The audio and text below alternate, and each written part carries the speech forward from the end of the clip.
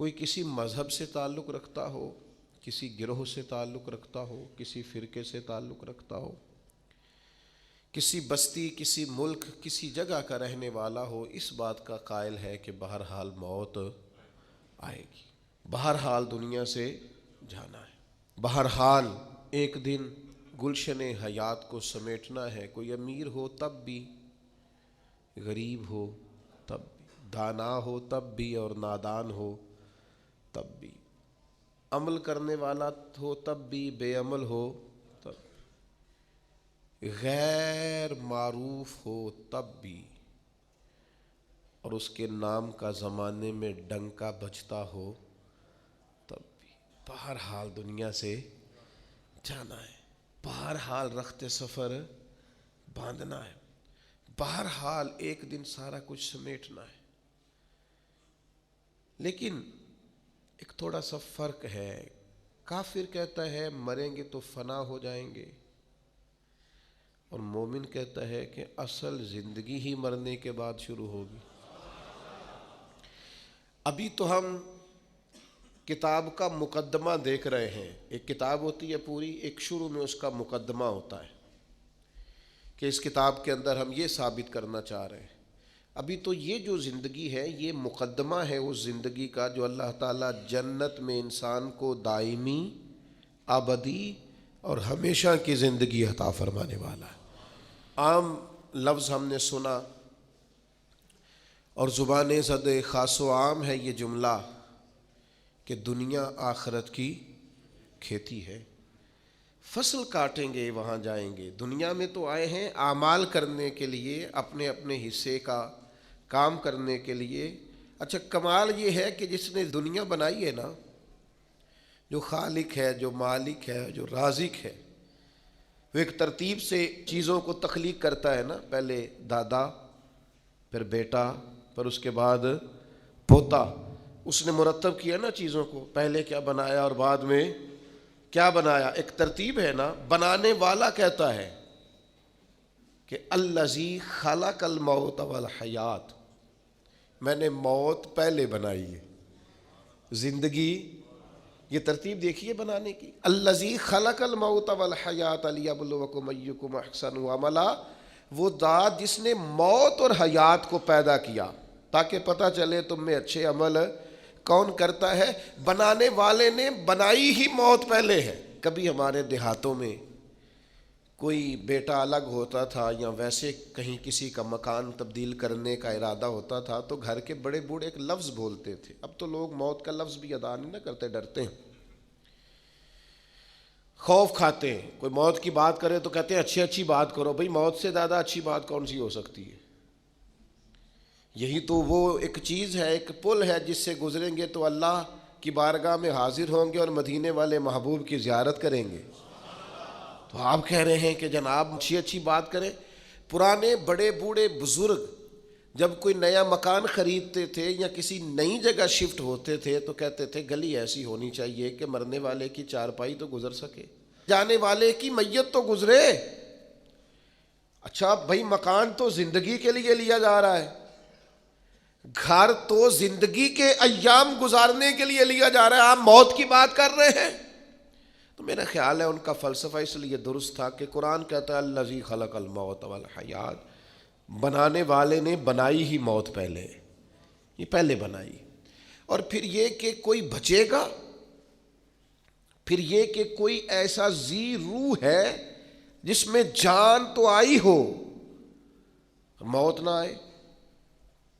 کلو نفس ذائقۃ الموت، ہر ذی روح نے، ہر جان نے موت کا ذائقہ چکھنا ہے۔ باقی زندگی میں ذرا مطلب ڈیوٹی اس طرح کی کرے، ذائقہ ذائقہ ہی ہوتا ہے، کڑوا بھی ہوتا ہے اور میٹھا بھی ہوتا ہے، پسندیدہ بھی ہوتا ہے اور ناپسندیدہ بھی ہوتا ہے، ذائقہ نہایت شاندار بھی ہوتا ہے، ہاں نہایت شاندار بھی ہوتا ہے اور نہایت بدمزہ بھی ہوتا ہے ذائقہ۔ تو موت کا ذائقہ بھی بلا مثال و بلا تشبیہ کچھ لوگوں پر بڑا کڑوا ہے، اور حضرت سعد بن ربیع جیسے لوگ بھی ہیں، جنگ احد میں کچھ ایسے صحابہ بھی ہیں جنہوں نے اپنے زخمی وجود کو گھسیٹا ہے اور لا کر اپنے سروں کو حضور کے مقدس قدموں پہ رکھا ہے۔ نجم کی اے خدا آرزو ہے یہی، اور عاشق زار کی آبرو ہے یہی، موت کے وقت سر ان کے قدموں میں ہو، دید ہوتی رہے، دم نکلتا رہے۔ یہ بھی موت ہے، این بالکل حضور علیہ السلام کی بارگاہ میں، حضور کے سامنے بالکل۔ تو بھائی یہ ذائقہ ہے، موت ایک ذائقہ، اس ذائقے کو چکھنا ہے۔ تو جو ذائقہ دنیا میں جس طرح کے اعمال کریں گے، آخر میں ذائقہ بھی اسی طرح کا نصیب ہو جائے گا۔ پھر ایک بات اور ہمیشہ ذہن میں رہے کہ موت کا وقت مقرر ہے۔ حضرت مولا علی شیر خدا رضی اللہ تعالیٰ عنہ سے کسی نے کہا کہ آپ اپنے ساتھ کچھ گن مین کیوں نہیں رکھتے؟ اچھا یہ بھی سن لیجئے، گن مین رکھنا کوئی ناجائز نہیں۔ ایسی باتیں سن کے بعض لوگوں پر تنقید بھی کر رہے ہوتے ہیں۔ صحابہ نے خود تلواریں لے کے حضور کے خیمہ نور کا پہرا دیا ہے۔ یعنی کچھ چیزیں ایسی ہیں جن کو ہم توکل کی اصل حقیقت کو ہمیں سمجھنا چاہیے۔ صحابہ نے خود حضور کے جب بہت زیادہ خطرہ بڑھ گیا یہودیوں کی طرف سے، تو حضرت مولا علی تلوار لے کر حضور کے خیمے کے باہر بیٹھا کرتے۔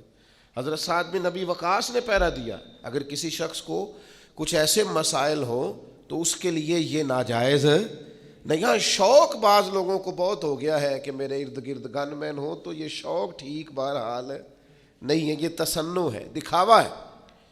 لیکن حضرت مولا علی شیر خدا نے ایک اور فلسفے میں موت کی حقیقت کو کھول کر بیان کیا۔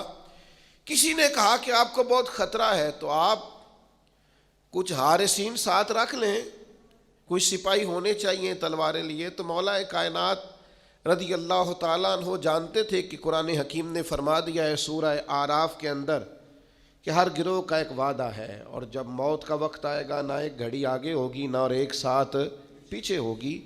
تو مولا کائنات رضی اللہ تعالیٰ عنہ قرآن حکیم کے اس ارشاد کی روشنی میں فرمانے لگے، تم مجھے کہتے ہو محافظ رکھ لو، موت خود سب سے بڑی محافظ ہے، وقت سے پہلے آتی نہیں۔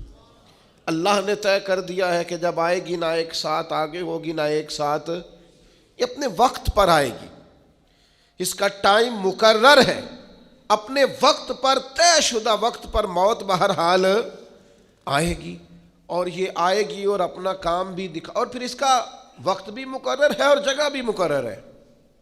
دعا کرو نا مدینے میں آ جائے، بیت اللہ شریف کے سامنے آ جائے، یہ کرم ہو جائے نا۔ حضرت عمر رضی اللہ تعالیٰ عنہ دعا مانگتے اور اکثر فرماتے، اے اللہ ایک تو موت شہادت کی عطا فرما، اور دوسری موت حضور کے شہر میں عطا فرما۔ بڑا مذاق بناتے ہیں بعض چیزوں کا لوگ، آپ کسی کے دعا مانگنے پر اعتراض کر رہے ہیں۔ کچھ اخلاقیات بھی ہوتی ہیں، آپ کے ہاتھ میں اگر کچھ چیز آ گئی ہے رائے کا اظہار کرنے کے لیے، تو کچھ اخلاقی جذبات بھی ہوتے ہیں۔ ٹھیک ہے، کوئی بات قابل تنقید ہے تو آپ تنقید کریں، لیکن ایک شخص نے شہادت کی دعا مانگی، آپ نے تنقید کر ڈالی۔ سیدنا فاروق اعظم نماز پڑھا رہے ہیں، میدان جنگ میں نہیں ہیں، مسجد میں ہیں، جماعت ہو رہی، نماز پڑھائی اور اس میں دعا مانگ رہے ہیں، اے اللہ، اور یہ بخاری میں موجود، اللہم ارزقنی شہادۃ فی سبیلک، اللہ مجھے اپنے رستے میں شہادت کی موت دے۔ تو اب کسی نے نہیں کہا کہ آپ مدینے سے نکلیے، باہر جائیے، جہاد کیجئے، شہادت ملے گی۔ حضرت عمر تو ساتھ مشروط کر رہے ہیں، عرض کر رہے ہیں مالک اگر کرم ہو جائے، اس دعا میں ساتھ شامل کر رہے ہیں کہ مجھے باہر نہیں جانا، اللہ موت بھی اپنے نبی کے شہر میں عطا فرما۔ یہ جملے تو بخاری میں ہیں، شارحین حدیث نے لکھا ہے، ان کی اپنی صاحبزادی جو ام المومنین ہے سیدہ حفصہ رضی اللہ تعالیٰ عنہا، وہ عرض گزار ہوئیں، عرض کرنے لگی امیر المومنین مدینہ منورہ میں تو کوئی ایسی جنگ نہیں ہو رہی، اور آپ مدینے میں شہادت مانگ رہے ہیں، تو یہ ہے عمر۔ فرمانے لگے بیٹا جب رب چاہے نا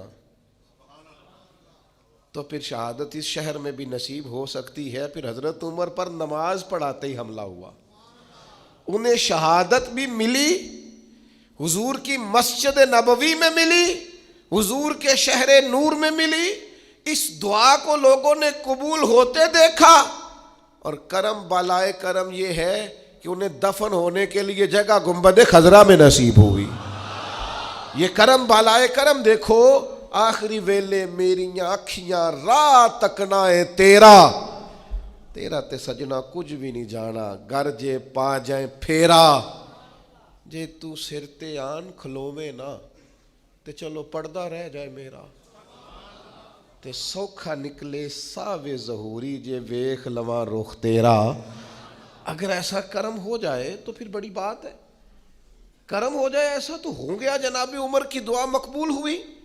تو جس طرح موت کا وقت مقرر ہے، اسی طرح موت کی جگہ بھی مقرر ہے۔ وہ بڑی معروف روایت ہے مصنف ابن ابی شیبہ میں۔ ابن ابی شیبہ کہتے ہیں کہ حضرت سلیمان علیہ السلام کے پاس ایک نوجوان بیٹھا تھا، تو وہ لکھتے ہیں کہ حضرت اسرائیل علیہ السلام حاضر ہوئے اور بڑا گھور گھور کے اس نوجوان کی طرف دیکھا۔ وہ کہاں؟ فلسطین کے علاقے میں بیٹھے۔ تو تھوڑی دیر کے بعد حضرت اسرائیل علیہ السلام تشریف لے گئے، تو جناب سلیمان علیہ السلام سے وہ نوجوان کہنے لگا یہ کون تھے جو مجھے گھور رہے تھے؟ فرمایا جناب اسرائیل ہیں۔ کہنے لگا حضور مجھے تو ڈر لگنے لگا، ہوا کو حکم نہیں دیتے مجھے سرزمین ہند میں پہنچا دے۔ وہ کہاں سے چلے، ہواؤں کے دوش پر سوار ہو کے یہاں پہنچے۔ کچھ دنوں کے بعد حضرت اسرائیل پھر حاضر ہوئے۔ جناب سلیمان علیہ السلام نے کہا میرے دوست کو بڑا گھور کے دیکھتے تھے۔ عرض کی حضور بڑا پریشان تھا، دل میں خیال آتا تھا حکم تو یہ ہے کہ ہند میں روح قبض کرنا، اور یہ فلسطین میں بیٹھا ہے اور مجھے اگلی روح اس کی قبض کرنی ہے۔ تو حضرت سلیمان کہنے لگے یہ حکمت ہے نا مالک کی، غالب آئی، جہاں اس کا وقت تھا وہیں جانے کی اس نے خواہش ظاہر کر دی، اور وہ سینکڑوں اور ہزاروں میلوں کا سفر ہوا کے دوش پر سوار ہو کے وہاں پہنچ گیا۔ عزیز دوستو، وقت بھی مقرر ہے اور جگہ بھی۔ ہاں، ایک بات ضرور ذہن میں رکھیں کہ بہرحال کچھ لوگ ایسے ہیں جو موت سے ڈرتے ہیں۔ زیادہ تر وہ لوگ موت سے ڈرتے ہیں جن کے پاس سہولیات زیادہ ہیں، زندگی آسودہ ہے، جنہوں نے بہت ساری آسانیاں اپنے ڈرائنگ روم میں جمع کر لی ہیں، بہت اپنے ماحول کو انہوں نے آرام دہ کر لیا ہے، وہ موت سے بہت زیادہ خوف کھاتے ہیں، وہ ڈرتے ہیں۔ موت کا ڈر انسان کو بزدل بنا دیتا ہے۔ ایک دفعہ بھی زندگی میں کلمہ حق نہیں کہہ سکتا بندہ، وہ کچھ لمحوں کے لیے بھی احقاق حق کے لیے کھڑا نہیں ہو پاتا۔ موت کا خوف لوگوں کو رات کی نیند ان کی لے جاتا ہے۔ موت کا ڈر وہ اس طرح سے انسان کے گرد شور کرتا ہے جیسے کوئی سانپ پھنکار رہا ہو۔ موت جن لوگوں کے قریب آ جاتی ہے وہ بزدل ہو جاتے ہیں۔ وہ صرف سانپوں سے نہیں ڈرتے، رسیوں سے بھی ڈرتے پھرتے۔ چھوٹی چھوٹی چیزوں کے معاملے میں خوف زدہ ہو جانا، زندگی اپنے لیے دشوار کر لینا، اور اس کی دلیل صحیح حدیث میں موجود ہے۔ نبی کریم صلی اللہ تعالیٰ علیہ وسلم نے فرمایا صحابہ سے کہ قیامت کے قریب لوگ تم پر اس طرح ایک دوسرے کو بلائیں گے جیسے کھانے پہ بلایا جاتا ہے، آؤ مسلمانوں کو ماریں، آؤ مسلمانوں کو ماریں، آؤ۔ لوگ دعوت دیں گے مسلمانوں کے قتل عام پر۔ تو چونکہ صحابہ جذبہ جہاد سے معمور لوگ تھے، ان کے اندر تو ہر وقت ولولہ رہتا تھا، وہ تو شہادت کی آرزوئیں لیے کبھی بدر میں، کبھی احد میں، کبھی خندق میں، کبھی حنین میں، ہر جگہ وہ تیار بیٹھے رہتے تھے۔ تو عرض کی یا رسول اللہ ایسے کیسے ہو جائے گا؟ کیا ہم لوگ تھوڑے ہو جائیں گے؟ مسلمان محدود ہوں گے؟ فرمایا تم تو بڑی تعداد میں ہوگے، مسلمانوں کی کثرت ہوگی، 56 کے قریب اسلامی ممالک۔ تو یا رسول اللہ پھر کافر ہم پر کیسے لوگوں کو بلائیں گے؟ تو فرمایا تمہیں وہن ہو جائے گا، کمزوری آ جائے گی۔ یا رسول اللہ وہ کیسے آتی ہے؟ فرمایا جب دنیا سے پیار ہو جائے اور موت کو بندہ ناپسند کرنے لگے، اسے موت سے کراہت آئے، وہ ڈرے کہیں مر نہ جاؤں، کہیں موت نہ آ جائے۔ جو ڈر ڈر کر مریں گے مر وہ بھی جائیں گے، اور جو مولا علی شیر خدا کی طرح میدان میں تلوار لگنے پر کہیں گے شہادت کے وقت کہ فزت برب الکعبہ، لو بھی کعبے کے رب کی قسم علی کامیاب ہو گیا ہے، تو چلے تو وہ بھی جائیں گے، رخصت تو وہ بھی ہو جائیں گے۔ تو زندگی تو ان کی بھی بیت گئی، لیکن کچھ ایسے لوگ ہوتے ہیں، حضرت علی فرمایا کرتے تھے علی نہیں گھبراتا، علی موت پہ جا گرے یا موت علی پہ آ گرے، ہم نہیں گھبراتے، یہ بس یہ آنی تو ہے، یہ گھر میں بھی آئے گی، بستر پہ بھی آئے گی، ہاسپٹل میں بھی آئے گی۔ تو کیا شان ہے کہ حسین ابن علی کا سر کٹ بھی گیا ہے پھر بھی سب سے اونچا ہی نظر آتا ہے، پھر بھی اونچا ہی نظر آتا ہے۔ بھائی خوف نہیں، موت کی جگہ بھی مقرر ہے، وقت بھی مقرر ہے، اور یہ طے ہے۔ اور آپ مجھ سے ناراض نہ ہوئیے گا، اتنے زیادہ دعوے نہیں کرنے چاہیے میرے بچوں کا کیا بنے گا۔ آپ راضی ہیں بچوں کے؟ میرے گھر کا بنے گا کیا ہے؟ آپ کیا ہے؟ ہم بھلا ہم پالتے ہیں بچوں کو، جن کے والدین ان کے پیدائش سے پہلے انتقال کر جاتے، کبھی ان لوگوں کو دیکھو کتنے کتنے بڑے انقلاب برپا کیے ان لوگوں نے۔ وہ ہمارے علماء نے مسئلہ لکھا ہے، فرمایا جس کے والدین موجود ہوتے ہیں نا، اس کی بھی رب ہی پرورش کرتا ہے، لیکن بالواسطہ کرتا ہے ماں باپ کے ذریعے سے، لیکن فرمایا جس کے ماں باپ کو لے جاتا ہے نا، یتیم ہو جاتا ہے، اس کی تو ڈائریکٹ رب کریم پرورش فرماتا ہے، وہ تو بلا واسطہ ہے۔ اب تو اللہ تبارک و تعالیٰ کا کرم ہی اس کی نگہداشت کرتا ہے، اب تو اللہ کی رحمت کا حصار اس کے گرد ہوتا ہے۔ موت کے معاملے میں اپنے آپ کو مضبوط کرے، ذہنی طور پر طاقت۔ دو حدیثیں کنز المال سے عرض کرنی ہے، آپ نے یاد رکھیں گے انشاءاللہ تعالی۔ ایک تو حضور نے فرمایا الموت ریحانۃ المومن، فرمایا موت مومن کے لیے گلدستہ ہے، اور دوسرا فرمایا الموت تحفۃ المومن، موت مومن کے لیے تحفہ ہے۔ سمجھو نا یار، یہ دونوں روایتیں کنز المال میں موجود۔ موت مومن کے لیے گلدستہ ہے، موت مومن کے لیے تحفہ ہے۔ اور بول پڑے درویش، وہ کہنے لگے موت تو ایک پل ہے، پل سے گزریں گے تو مدینے والے محبوب کی زیارت نصیب ہو جائے گی، اللہ کا دیدار نصیب ہوگا، گزریں گے تو۔ یہ ایک پل ہے، آج پھولے نہ سمائیں گے کفن میں آسی، قبر کی رات تو ہے ان سے ملاقات کی رات۔ وہ بھائی موت دیکھیں نا، وہ جو ہمارے صوفیاء کہتے ہیں نا موت قبل ان تموت، تم پتہ کیا کرو، اگر تم چاہتے ہو نا موت پھول بن جائے، اگر تم چاہتے ہو نا کہ موت تحفہ بن جائے، تو اس طرح کرو موتو قبل ان تموت، مرنے سے پہلے مر جاؤ، مرنے سے پہلے فنا کر دو ناجائز خواہشات کو، مار ڈالو اپنے اندر سے تکبر کو، مار ڈالو ہرس کو، ہوس کو، طمع کو، لالچ کو، عداوت کو، بغض کو، غیبت کو، اسے مار ڈالو۔ حضرت سلطان باؤ رحمت اللہ علیہ فرمانے لگے کیتی جان حوالے رب دے، اسا ایسا عشق کمایا ہے، مرن تو پہلو ہی مر گیا، باہو تا مطلب نو پایا ہے، نے پہلے ہی تے وارث شاہ وہ کدوں پھر مر دے جنہ کیتیاں نیک کمائیاں نے، مرن تو پہلو ہی مر گئے، باہو تا مطلب نو پایا۔ او بھائی جو چیز ختم کرنے والی ہے اسے ختم کرتے نہیں۔ اور ایک اور حدیث بھی سناؤں آپ کو مومن کی موت کے تعلق سے، اس کو امام بہقی نے لکھا ہے، نبی پاک صلی اللہ تعالی علیہ وسلم نے فرمایا موت مومن کے لیے گناہوں کا کفارہ ہے۔ مومن کو کوئی بھی تکلیف آتی ہے تو گناہ معاف ہوتے ہیں نا، حضور نے فرمایا کانٹا بھی چبھے تو گناہ معاف ہوتے ہیں۔ تو موت کی سختی مومن کے گناہ معاف کراتی ہے۔ یہ کیسی چیز! اعلیٰ حضرت فاضل بریلوی رحمت اللہ تعالیٰ علیہ فرماتے ہیں بہت سارے بندے ایسے ہوتے ہیں جن کے ذمہ گناہ ہوتے ہیں، لیکن جب ان کا انتقال ہو جائے تو رب ان کے صغائر کو اپنے فضل سے معاف کر دیتا ہے، وہ طیب و طاہر ہو جاتے ہیں۔ ہاں حقوق العباد کا کوئی مسئلہ نہ ہو، ایسا کوئی مسئلہ نہ ہو جو بندے کے حق سے تعلق رکھتا ہو، باقی اللہ تعالیٰ معاف کر دیتا ہے۔ کیوں؟ اس لیے کہ موت مومن کے لیے کفارہ بن جاتی ہے۔ اس کی سختی، اس کی تکلیف انسان کے گناہوں کو۔ ایک اور بھی چھوٹی سی بات آپ کو سمجھا دوں برسبیل تذکرہ، یہ بھی چھوڑ دیں کہ فلانے کا چہرہ بڑا نورانی تھا اور فلانے کی حالت جو تھی وہ اس طرح کی تھی۔ کسی کا نورانی چہرہ بتانا تو جائز ہے مرنے کے بعد، لیکن اگر کسی شخص کے چہرے پر بظاہر بیماری کی وجہ سے یا کسی اور وجہ سے کوئی آثار اور ہوں تو اس کا مطلب یہ نہیں کہ بندہ برا ہے، یہ ہم اپنے سے بھی طے کر لیتے ہیں نا چیزیں، یہ انداز بھی درست نہیں ہے، بلکہ ہمارے فقہاء نے لکھا ہے غسل دینے والے پر ضروری ہے کہ اچھی بات دیکھے تو بتائے، اور اگر کوئی ناگوار بات دیکھے تو چھپائے۔ ضروری نہیں ہوتا کہ سارے چہرے چمکدار ہی ہوں، کچھ اس کی حکمت بھی ہوتی ہے۔ بڑی معذرت کے ساتھ سید الشہداء حضرت امیر حمزہ ہیں رضی اللہ تعالی عنہ، 70 بار جنازہ پڑھا ہے نبی پاک نے ان کا۔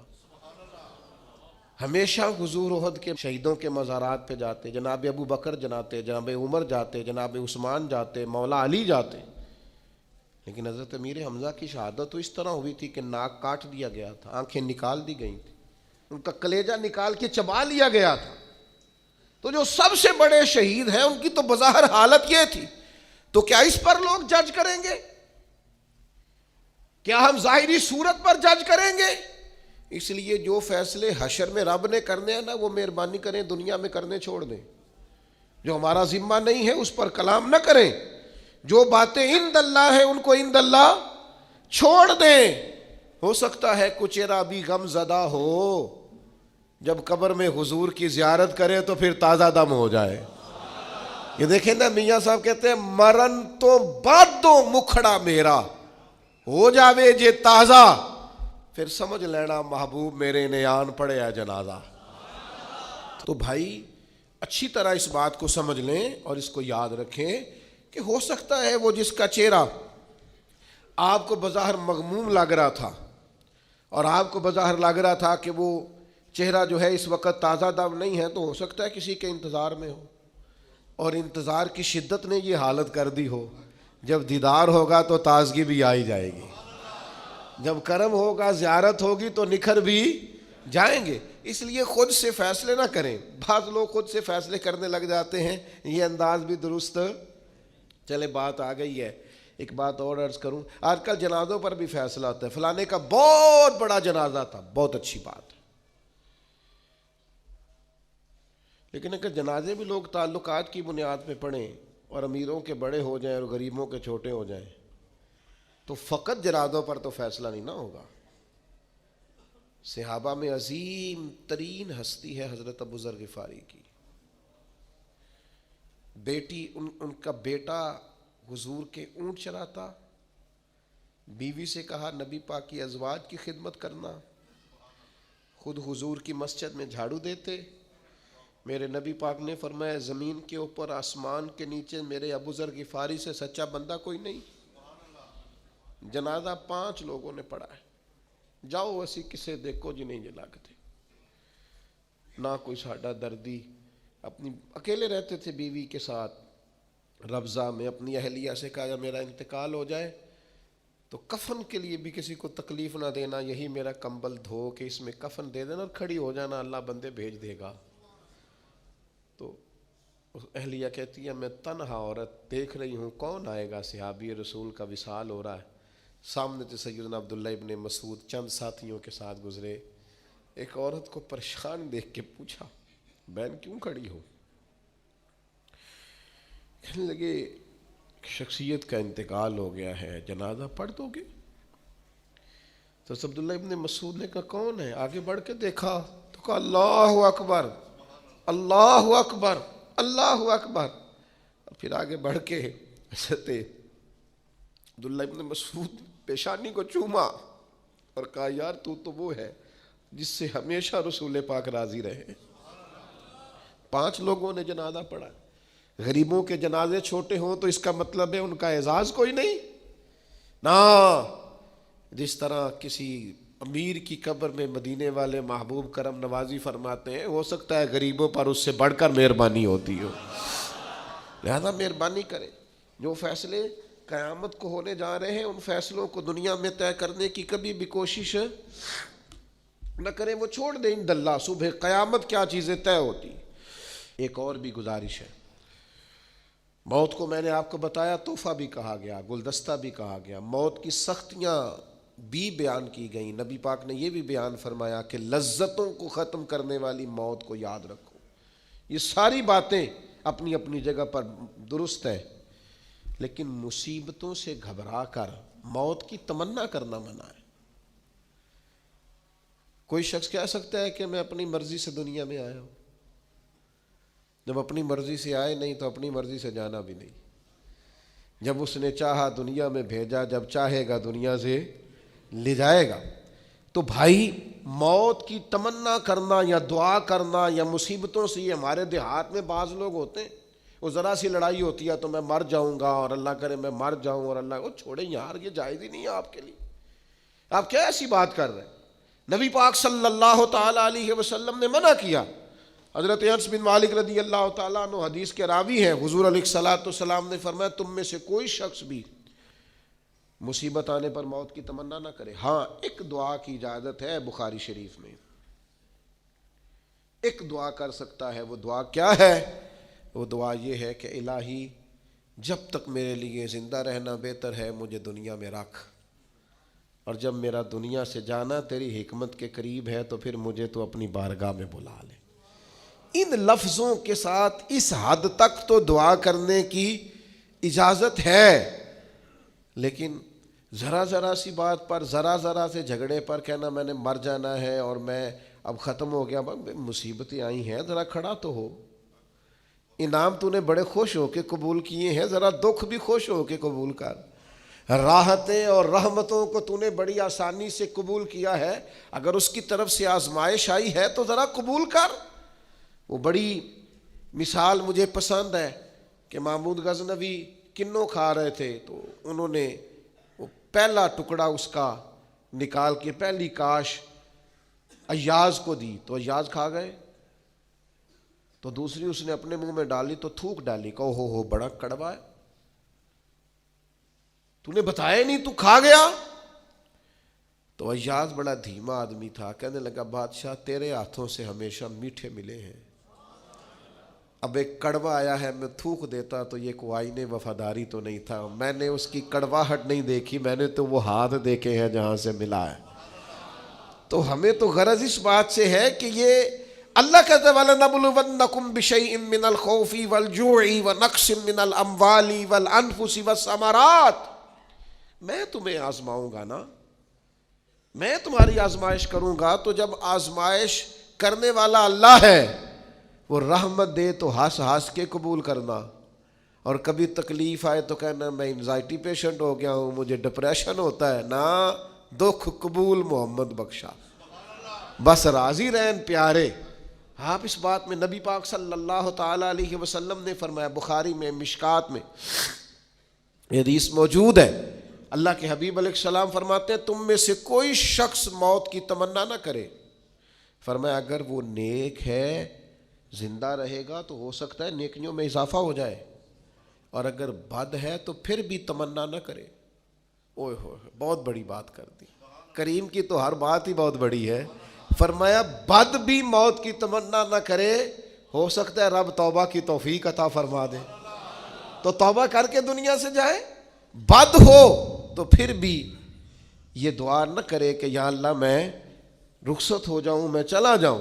تو میرے عزیز دوستو بس ایک کام ہے جو کرنے والا ہے، جس کے لیے نبی پاک صلی اللہ تعالی علیہ وسلم نے ہماری توجہ دلائی ہے، موت کو بھولنا نہیں،